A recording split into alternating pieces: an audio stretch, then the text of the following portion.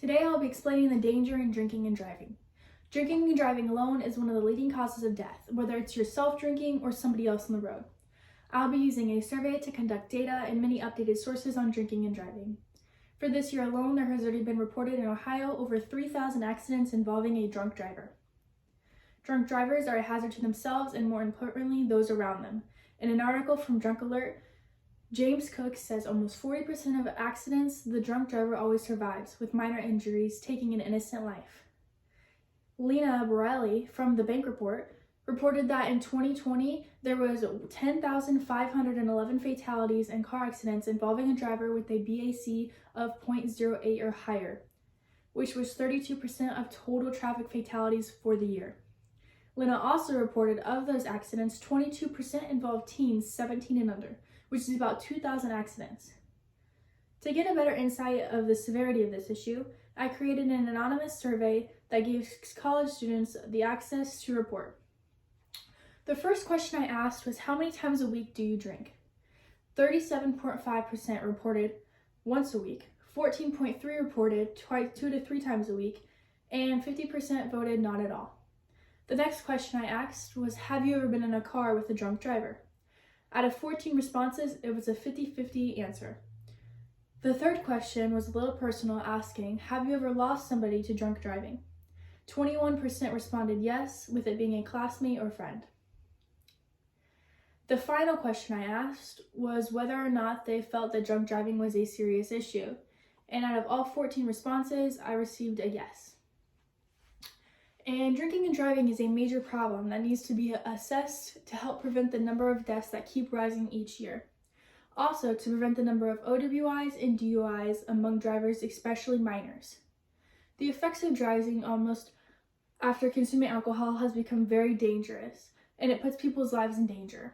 Nicole Arts from the Alcoholism Guide says that alcohol strongly impairs your eyesight, reflexes, and judgment, causing tunnel vision, which is when you lose your peripheral vision, making everything very blurry. It's also very common to experience memory loss, confusion, and blackouts. Like I said earlier, when your BAC reaches 0.08, you're considered legally drunk, which doesn't seem very high, right? Even if you feel like you know your limits, even feeling buzzed, all of these effects can come to you when you're least expecting it. Nicole also states that it only takes 15 minutes for alcohol to hit your system. So after 4 White Claws or 3 shots of tequila or even 4 glasses of wine, you would be considered legally intoxicated. And although everyone knows the laws and consequences associated with drinking and driving, many people still make the decision, which results in worse consequences. Consequences of drinking and driving can start out very small and then over time become very severe. John McCurley from the NOLO articles provides an insight on jail times associated with drunk driving. McCurley says, first-time offenders normally received a fine and 6 to 12 months of license suspension, 5 years probation, and an ignition interlock system, which is a system that only starts your car when you pass a breathalyzer test. Second-time offenses are 10 to 180 days in jail, a minimum of $500 fine, and 2 years license suspension. Third-time offenses is 30 to 365 days in jail, a minimum of $800 fine, and 4 years license suspension.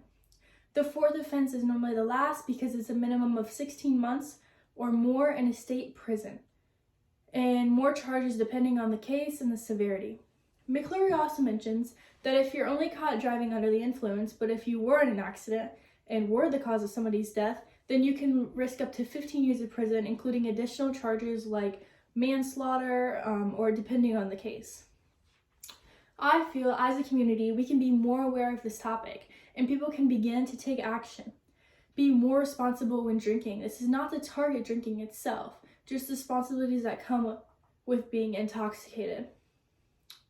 From my survey, I also realized that it's very common for high schoolers to drink, and also reported from the CDC that 50% of high schoolers aged 12 and up have consumed some type of alcohol before they graduate.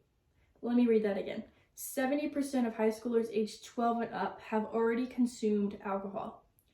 The CDC also prevents some alarming underage drinking statistics from 2019 when high schoolers were asked about their behaviors with the previous 30 days.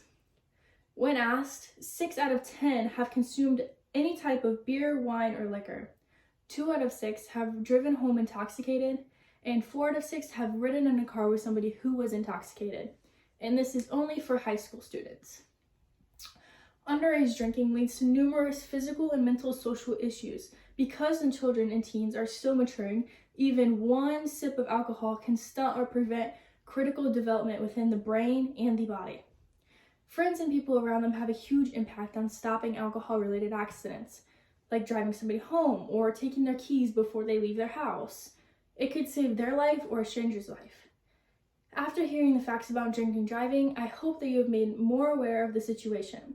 This can prevent decisions and help people, and many people think it will never happen to them, but it can happen to anyone.